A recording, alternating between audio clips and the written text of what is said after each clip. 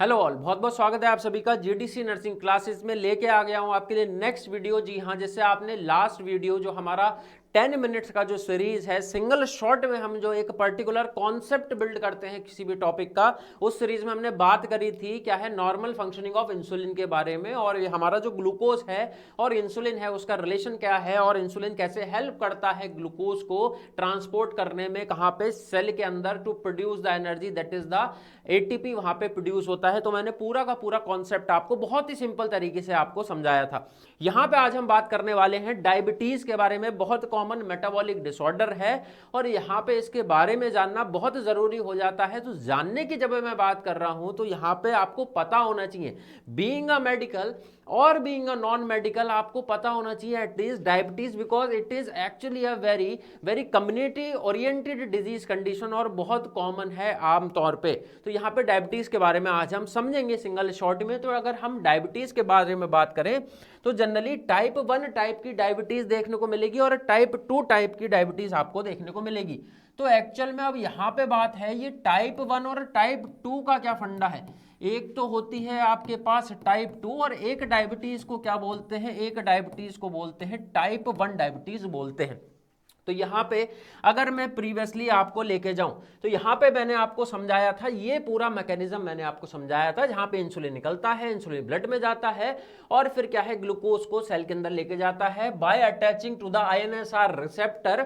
और ये आईएनएसआर रिसेप्टर क्या है, जो ग्लूको ट्रांसपोर्टर्स होते हैं इस सेल के ही अंदर, इसके ऑर्गेनेल, वो आते हैं इसके फॉस्फोलिपिड मेम्ब्रेन के पास, बाइलेयर मेम्ब्रेन के पास, और ये गेटेड चैनल्स को ओपन करते हैं, जिसकी वजह से ये जो ग्लूकोज है ये सेल के अंदर पहुंच जाता है और ये वाली हमारी जो रिएक्शन है जिससे एटीपी प्रोड्यूस होगा, ये क्या है, फुलफिल हो जाती है। Now what happen in type 1 diabetes. Type 1 diabetes के बारे में मैं बात कर रहा हूं, यहां पे ध्यान से सुनिएगा। टाइप 1 डायबिटीज में एक्चुअल में होता क्या है, टाइप 1 डायबिटीज के अंदर होता क्या है, इस इंसुलिन को प्रोड्यूस करने वाला, इस इंसुलिन को प्रोड्यूस करने वाला ये जो पैनक्रियास है, इसके अंदर कुछ ना कुछ डिफेक्ट आ जाता है। यानी कि इस पैनक्रियास के अंदर मैंने बताया था आपको, जो हमारा एब्डोमिनल कैविटी में एक डाइजेस्टिव एक्सेसरी ऑर्गन है, इसके अंदर डिफरेंट सेल बताए थे मैंने आपको। यानी कि जो डिफरेंट सेल्स होते हैं, यहाँ पे हमारे पास अल्फा सेल है, बीटा सेल है, डेल्टा सेल है। हमने बात करी थी कि बीटा सेल इंसुलिन प्रोड्यूस करता है और अल्फा सेल ग्लूकागन प्रोड्यूस करता है। ग्लूकागन का काम है यहाँ पे हमारे ग्लूकोज को बढ़ा देना, इंसुलिन का काम होता है कम करना। कैसे कम करेगा, ब्लड के अंदर जो ग्लूकोज है उसको सेल के अंदर ले जाएगा और उससे एनर्जी बन जाएगी। यहाँ पे ये जो बीटा सेल होते हैं पैनक्रियास के अंदर, ये जो बीटा सेल होते हैं, तो टाइप 1 डायबिटीज में इनका डिस्ट्रक्शन हो जाता है।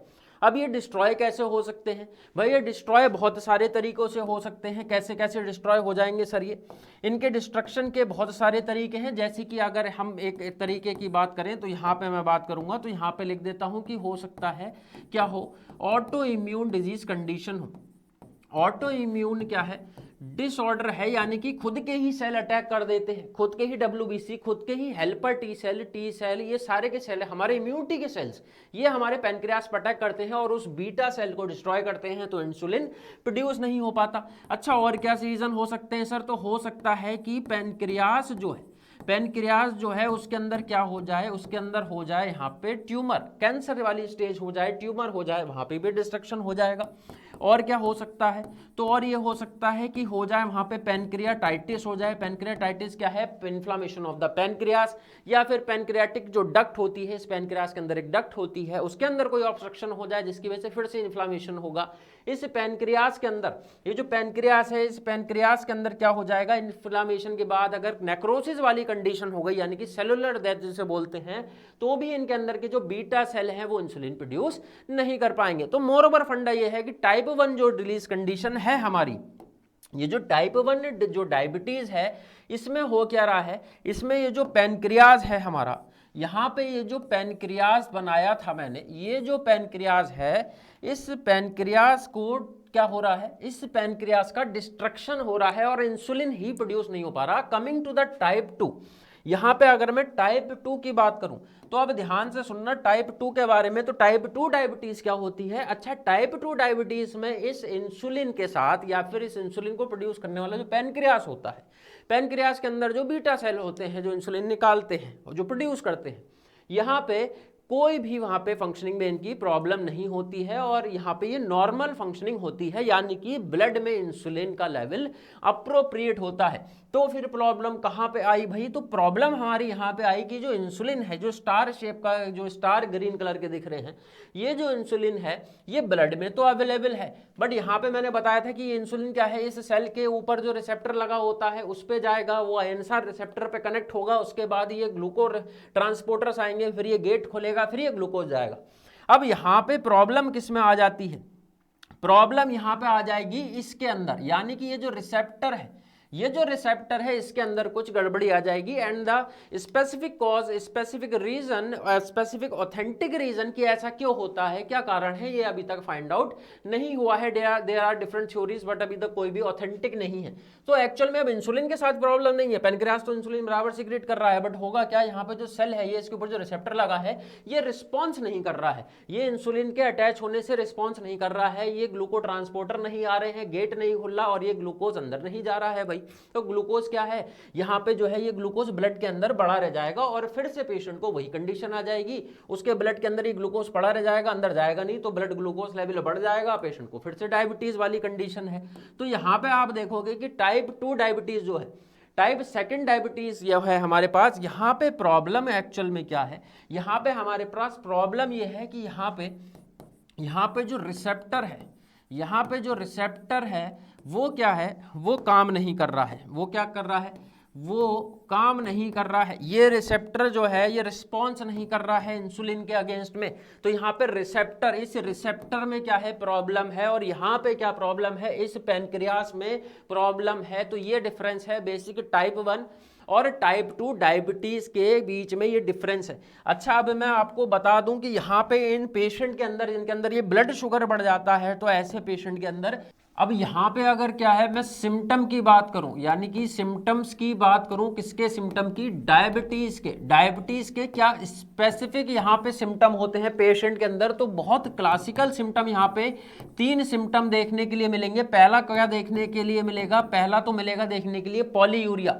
उसके बाद क्या देखने को मिलेगा, उसके बाद देखने को मिलेगा पॉलीडिप्सिया चीज देखने को मिलेगी, और उसके बाद देखने को क्या मिलेगा, पॉलीफेजिया देखने को मिलेगा। अब ये सारे के सारे जो टर्म है, इन टर्म का क्या मतलब है यहाँ पे, तो पॉलीयूरिया का क्या मतलब है कि यूरिनेशन की फ्रिक्वेंसी जो है, ये जो यूरिन की फ्रिक्वेंसी है पेशेंट के अंदर ये बढ़ जाएगी, मतलब patient will void more and more urine, and उसके बाद क्या होगा, पेशेंट को पॉलीडिप्सिया होगा। अच्छा, ये पॉलीडिप्सिया क्या होता है, इसको बोलते हैं हम एक्सेसिव थ्रस्ट, इसको बोलते हैं एक्सेसिव थ्रस्ट, पेशेंट को थ्रस्ट लगेगा, प्यास लगेगा। पॉलीफेजिया क्या है, ये पॉलीफेजिया में क्या होता है, पेशेंट को क्या होगा, यहाँ पे पेशेंट को होगा एक्सेसिव हंगर, पेशेंट को हंगर यहाँ पे देखने को मिलता है। तो पेशेंट को यहाँ पे क्या है, हंगर देखने के लिए मिलेगा। तो अब अगर बात कर लेते हैं यहाँ पे, वापस से इस फिगर पे आपको लेके जाता हूं मैं, तो इस फिगर में आपको दिख रहा है एक्चुअल में हो रहा क्या है, यहाँ पे हो रहा है कि पेशेंट के अंदर जो ग्लूकोज का लेवल है, पेशेंट के अंदर जो ग्लूकोज का लेवल है, यहाँ पे ये जो ग्लूकोज है ये बहुत ज़्यादा क्या है, ग्लूकोज बहुत ज़्यादा बढ़ रहा है। ये ग्लूकोज इसलिए बढ़ रहा है क्योंकि यहाँ पे इंसुलिन में कुछ गड़बड़ है, पैनक्रियाज में कुछ गड़बड़ है। तो उससे होगा क्या, पेशेंट के अंदर ये ग्लूकोज जो है उसके सेल के अंदर यहाँ पे ट्रांसफर नहीं हो पा रहा है, जिसकी वजह से ब्लड ग्लूकोज लेवल बहुत ज़्यादा बढ़ रहा है। अच्छा, ऐसे ब्लड ग्लूकोज लेवल बढ़ने की वजह से ये सारा का सारा जो ग्लूकोज है, ये सारा का सारा जो ग्लूकोज है, ये सारा का सारा ग्लूकोज जो है ये कहाँ पे ट्रांसफर होगा, ये ट्रांसफर होगा किडनी में, और किडनी क्या करेगी, इसको एक्सक्रीट आउट करेगी। ये किडनी क्या करेगी, इसको एक्सक्रीट आउट करेगी, और यूरिन के अंदर क्या है, ग्लूकोज आएगा। और जनरली क्या है, यूरिन के अंदर क्या होता है, ग्लाइकोसोयूरिया होता है। ग्लाइकोसोयूरिया देखने के लिए मिलेगा, क्या देखने मिलेगा, ग्लाइकोसोयूरिया देखने को मिलेगा, या आप क्या है ग्लाइकोयूरिया भी बोल सकते हैं। तो यहाँ पे पेशेंट को क्या देखने को मिलेगा, ग्लाइकोसोयूरिया या फिर ग्लाइकोयूरिया आप बोल लीजिए। तो ग्लूकोज क्या है, यूरिन के अंदर ज्यादा जाएगा। अच्छा, ग्लूकोज की ये टेंडेंसी है कि जब यूरिन के अंदर ज्यादा जाता है, ग्लूकोज यूरिन के अंदर ज्यादा एक्सक्रीट आउट होता है किडनी के थ्रू, तो वो अपने साथ वाटर कंटेंट को भी, वाटर को भी लेके बाहर जाता है और पेशेंट को इस वजह से यूरिनेशन में ज्यादा क्या है, फ्रीक्वेंसी बढ़ जाती है। इस वजह से आपको ये वाली कंडीशन यहाँ पे देखने के लिए मिलेगी, पॉलीयूरिया। अच्छा, यूरिनेशन ज्यादा होगा तो patient get dehydrated, patient dehydrated हो जाएगा और पेशेंट को थ्रस्ट ज्यादा लगेगी as a compensatory mechanism of our brain, तो पेशेंट के अंदर पॉलीडिप्सिया आएगा यानी कि एक्सेसिव थ्रस्ट। अच्छा, जो ग्लूकोज था वो अब क्या है, पेशेंट के ब्लड शुगर में यानी कि पेशेंट के ब्लड में ही है, तो वो अंदर नहीं जा रहा है, सेल के अंदर ट्रांसपोर्ट नहीं हो रहा है, सेल उसका रीअपटेक नहीं कर पा रहे हैं और एनर्जी बिल्ड नहीं हो पा रही है।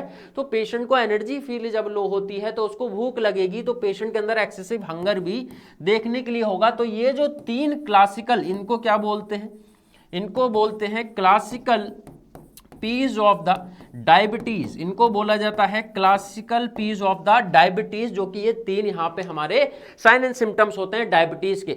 तो आई होप आपको टाइप 1 टाइप 2 डायबिटीज के अंदर पूरा डिफरेंस समझ में आ गया होगा और बेसिक जो इसके क्लासिकल साइन एंड सिम्टम्स हैं उनका पूरा मैंने आपको कॉन्सेप्ट बता दिया है कि क्यों होता है।